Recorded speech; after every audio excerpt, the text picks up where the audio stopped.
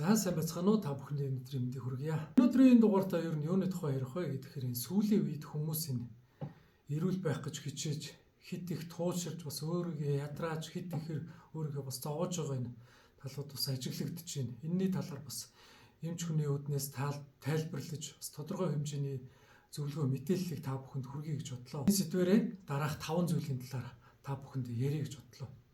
За тэгэхээр анханд нь бол бүх зүйлээс татгалзах соёл гэж. Энэ дээр бол ямар зүйлүүд ажиглагдаад байна гэхээр энэ сүүлийн үед хүмүүс энэ давстай хоолунднаас хит их татгалзаж байна. Өөх тостой хоолунднаас татгалзаж байна. За тэгэхэд чихэрлэг хүнс, гурлан бүтээгдэхүүнээс татгалзаж байгаа ийм зүйлүүд маш ихээр бас ажиглагдаж байна. Энэ бас сайн талтай ч гэсэн бас хажуугаараа бас эсрэгээр бас сөрөг нөлөөллийг үзүүлж идэг шүү гэдгийг бас та нарт анхааруулж хэлмээр байна. Аливаа зүйл бас тохирох хэмжээгээрээ бас хүний биед хэрэгтэй байдаг. Хит их хэтрүүлж хэрэглээд байвал бас сөрөг нөлөөтэй, бас огт байхгүй бол бас тодорхой хэмжээний бас сөрөг нөлөөллийг үзүүлж идэг гэдгийг бас анхаарах хэрэгтэй гэж. Давснаас татгалзах. Энэ давснаас татгалзаж байгаа асуудал бас сүүлийн үед бол маш их ажиглагдаж байна шүү дээ. Давсгүй хоолунд иддэг. Давс одоо ерөөсө хүний биед муу юм байна гэж ойлгоод иддэг. Давс одоо зүрх судасны өвчлөлт хүргэж байна, даралт хэсгэд нөлөөлж байна гэл хүмүүс одоо давсгүй хоолунд идэж удаг. Маш бага давс хэрглэж идэг. Иймэрхүү зүйлүүд маш их ажиглагдаж байна. Тэгтэл давс өөрөө хүний биед бас тохирох хэмжээгээр хүний биед хэрэгтэй байждаг. За уламжлалт дангаа хонд энэ давсны төрлийн зүйлүүд хүний биед ямар хэрэгтэй вэ гэхээр энэ хүний хоол боловсруулах эрхтний үйл ажиллагаанд маш сайн нөлөөтэй байждаг. Хоолыг шингээхэд давсны оролцоо бол энэ давслаг амтны оролцоо бол маш их байждаг. Гэтэл энийг мэдэхгүй давснаас татгалцснаасаа болоод хоол унд зөв зөвхөстэй шингэхгүй байхад хүртэл нөлөөлж идэг. Огт давсгүй хоол унд идээд байх юм бол ерөөсөө хоол унд зөв шингэхгүй, ходоод нь цанхаадаг, иймэрхүү асуудлуудыг үүсгэдэг. Дээрээс нь бид илүүд усны хуримтлал үүсгэх иймэрхүү эрсдэлтэй байдаг гэдгийг бас анхаарах хэрэгтэй.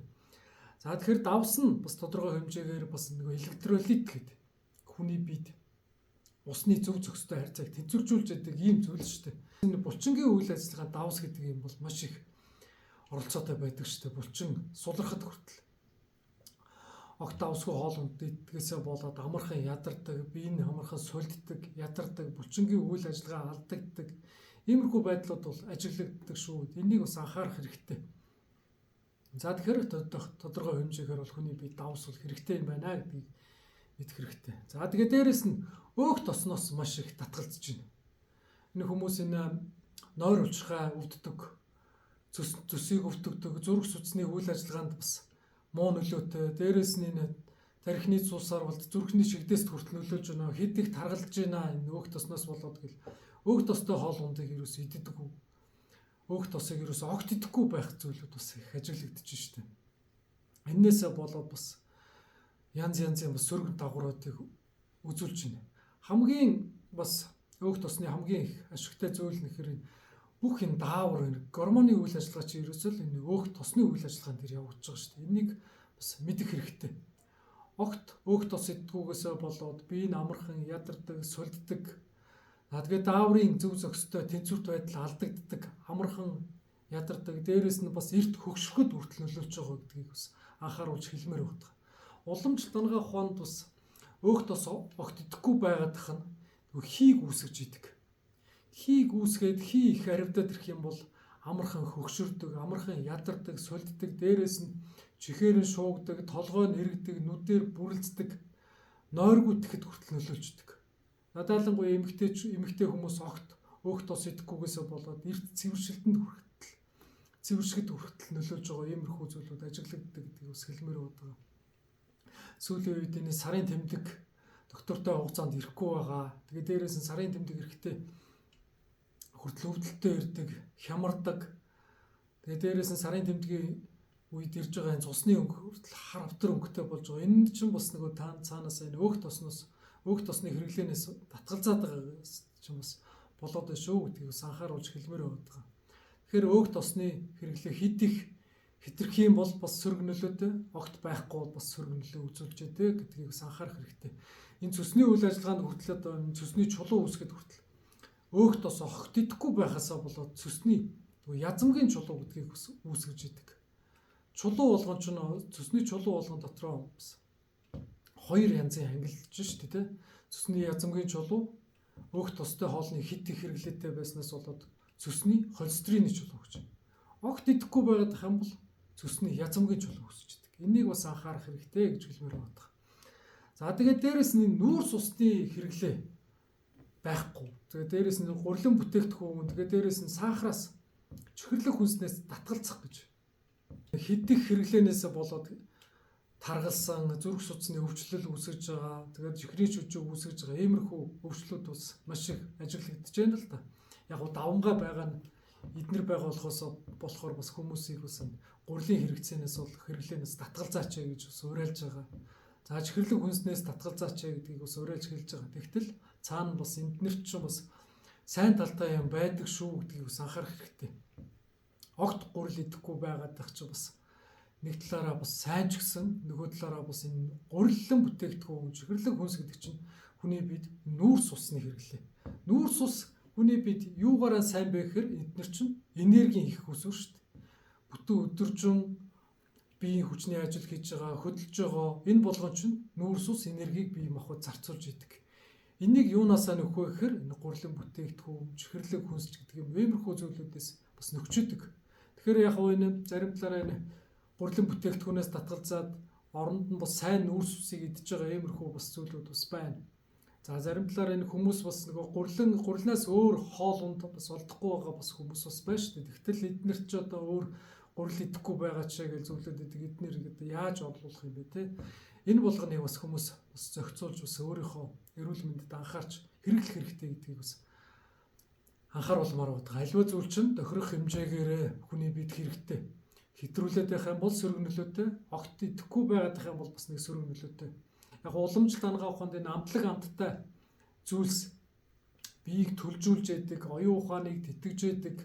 За тэгээд дээрэс нь ажил хөдөлмөр, оюуны их чадамжийг бүтээж яадаг гэж үздэг. Тийм учраас амтлаг амттай энэ гурилан бүтээгдэхүүн, чихэрлэг зүйлсийг бас тохирох хэмжээгээр идэж байвал бас их зүгээрээ гэдгийг та бүхэнд бас хэлмээр байгаа. За тэгээд гол асуудлууд нь аливаа зүйлийг хэтрүүлэх биш, муу юм байна гэж хасах биш. Яг тохируулж тодорхой хэмжээгээр тохируулж хэрэглээч гэдгийг бас хүмүүст бас хэлмээр байгаа. За тэгээд хоёрт нь юуны талаар бэ гэхээр хүмүүс энэ сайн байна гэдэг детокс хөтөлбөрүүд бас сүүлийн үед бас маш их хэрэгжилж шүү дээ. Өөрийнхөө бие дээрээ туршиж байна. Одоо биеийг эрүүлжүүлэх, илгийг цэвэржүүлэх, ходоодыг эрүүлжүүлэх, хоол боловсруулах ритмийг эрүүлжүүлэх тийм тураах хөтөлбөр гэж байнгын одоо энэ детокс хөтөлбөрүүдэд хамрагдаал ингээл яваад байдаг. Нэг талаараа бас сайн ч гэсэн нөгөө талаараа хит их детокс хөтөлбөрүүд хит их биеийн одоо угааж цэвэрлэх гэдэг чинь бас нөгөө талаараа хүний биед сөрөг нөлөөтэй гэдгийг бас та бүхэнд анхааруулж хэлмээр байгаа. Над дээр ирж үзүүлж байгаа хүмүүс дунд ч гэсэн бас байдаг.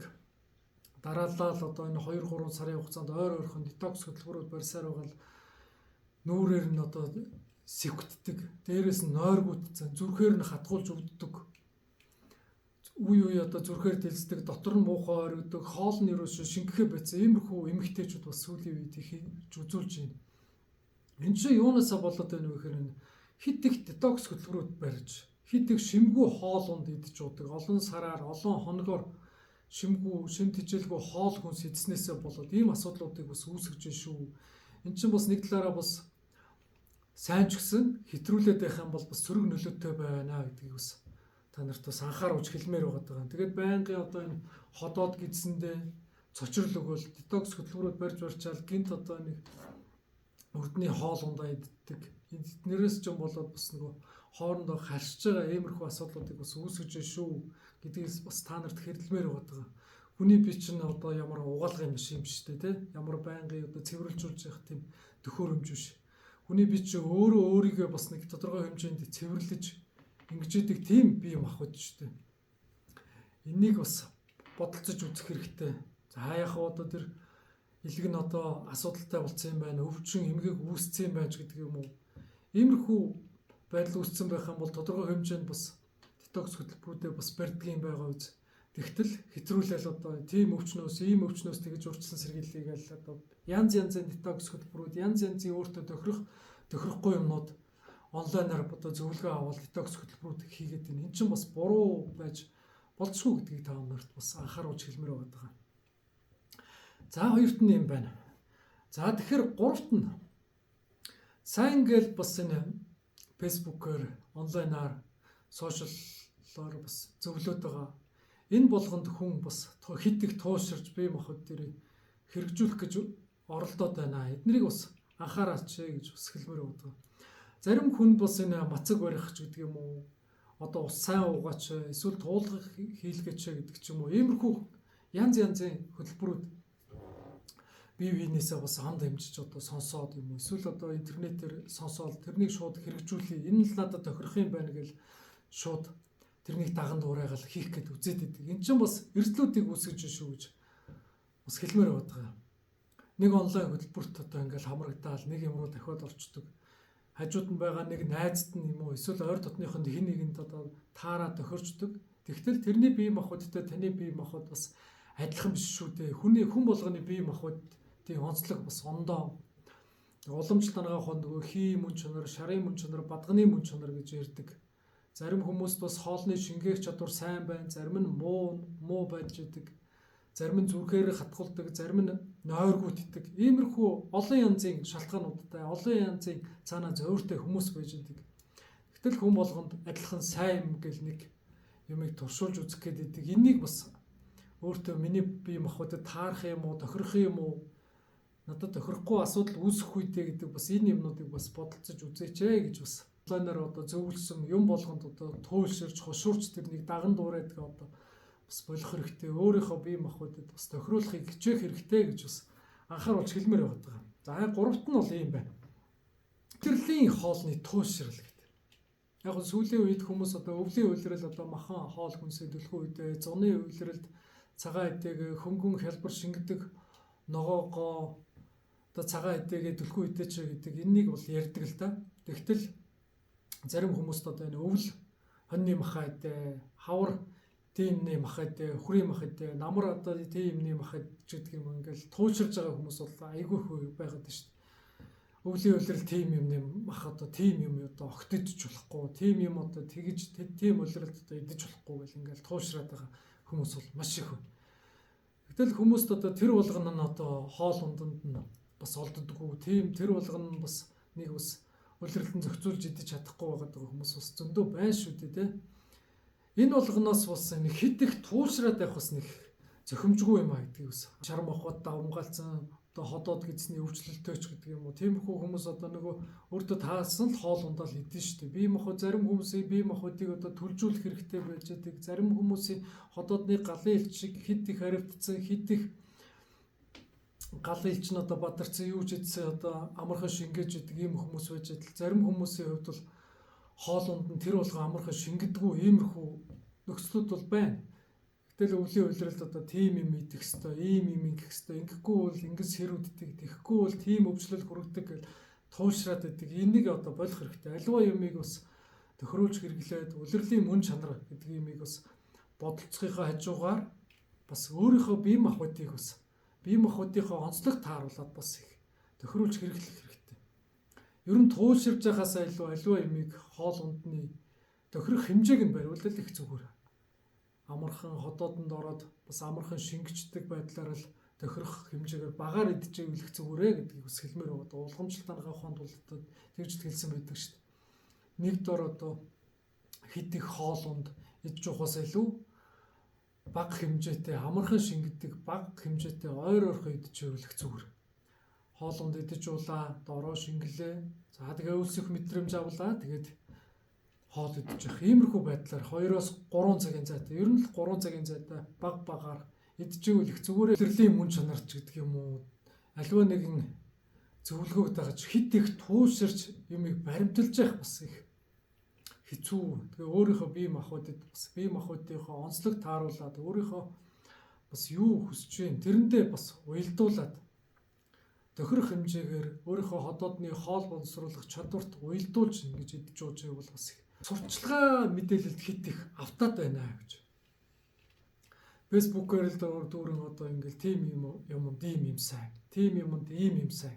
Эсвэл одоо заавал фэйсбүүк ч гэдэг юм уу одоо хажуудах байгаа найзын ойр дотны танилын мэдээлэлд автаад одоо хит их сурчилсан хэд их одоо тууширсан мэдээлэл тавтаад өөрийнхөө бие махбодыг тэр хүмүүсийн сурчлаганд найдаж даатгаад байна. Энэ чинь бас та бүхнийг бас өвчлөл хүргэж байгаа юм бас нэг эрсдэлт хүчин зүйл болж шүү гэж.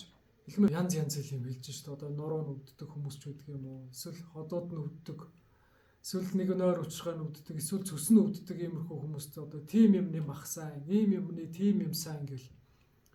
Эсвэл одоо тийм наалтч сайн, эсвэл ийм сайн байдаг гэл. Онлайнаар сурчилж, найз нь бие биендээ, одоо ойр дотны хүмүүс нь бие биендээ сурчилж байна. Тэгэл тийм зовиртой байсан. Миний тийм зовир ийм юмар ингэж дарагдсан гэл. Шууд хошуурал одоо янз юмар одоо бидээ авал шууд туршаад үзчихдэг. Ямар ч хэмжээний зөвлөгөө байхгүй, ямар ч дээрээс нь шинжилгээ юм байхгүй. Тиймэрхүү юм байхгүйгээр одоо шууд бие дээр одоо туршаад үзчихдэг. Эннээс ч болоод бас сөрөг нөлөөллийг бас үзүүлж шүү гэж. Бас нэг асуудал нэг юм байна л да. Хүмүүс бас нэг ингээд сошиалоор бас интернетээр бас хошигнж ярьж байдаг л да. Хүн амьдрахын төлөө иддэг юм уу, идэхийн төлөө амьдрдаг юм уу гэж. Ажиллаж байгаагаар энэ сүүлийн үед нэг идэхийн төлөө амьдарч байгаа юм шиг бас ажиллаад бас аяглаад байгаа хүмүүс бас ажиглагдаад байна. Хит их одоо ингээл хоол ундны амтанд хит их хоол ундны хэмжээнд дурлаж иддэг. Тэгэл одоо ингээл фэйсбүүкээр ч гэдэг юм уу ингээл янзын YouTube суугаар ч гэдэг юм уу ингээл хоол унд идэж байгаа бичлэгүүд ингээл тентхийн тийм хоол, ийм хоол гэл янз юмд ингээл гарч байгаа бичлэгүүд маш их болж шүү дээ. Эннээс болоод ингээл хоол ундны амтанд их дурлаж хитрхи их хэмжээгээр идэж байгаа иймэрхүү байдал үүсгэж байна. Энэ чинь бас нөгөө нэг идэхийн төлөө амьдраад байгаа юм шиг бас харагдаж байна шүү. Энийг бас анхаарах хэрэгтэй. Нөгөө талаар ер нь бол эмч хүний зүгээс эмч хүний үүднээс бас та нарт бас нэг тодорхой хэмжээнд зөвлөгөө өгөхөд бол хүн бол идэхийн төлөө амьдрах гэхээс илүү амьдрахын төлөө иддэг байгаа ч гэж та нарт хэлмээр байгаа. Амьдрахын тулд эрүүл сайхан амьдрахын тулд хүн идчих хэрэгтэй. Тэгээд тэгэхийн тулд яаж идэх вэ гэхээр өөрийнхөө бие махбодын онцлогт, өөрийнхөө ажил амьдралын онцлогт, улирлын мөн чанарын онцлогт тохирсон хоол унд иддэг байгаа ч гэж хит их хэтрүүлж идчихвэл тэрнээсээ болоод одоо хит их таргалдаг, хит их өвчлөл одоо чихэрлэг хоол хүнсний гурилан бүтээгдэхүүний хитэрсэн их хоол хүнснээсээ болоод бас янз янзын өвчлөлт хүргээд байна шүү дээ. Энийг бас анхаарах хэрэгтэй. Хүний бие хит их таргалаад байна гэдэг чинь л хоол идж байгаа хоол унд ч л одоо хитрээд байна л гэсэн үг шүү дээ. Суугаа ажил хийж ажлаагаар нь одоо хитрхи их хоол унд идэж байна. Эннээс ч юм болоод бас өвчлөлт үүсгэж шүү.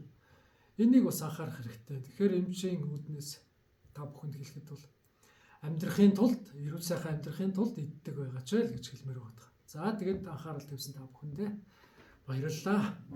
За тэгээд миний ярьсан зөвлөгөө мэдээлэлтэй та нар хэр санал нэг байна.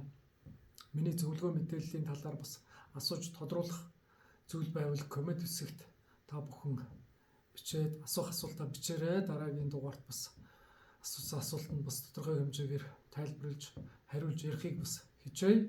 За тэгээд анхаарал тавьсан та бүхэндээ баярлалаа.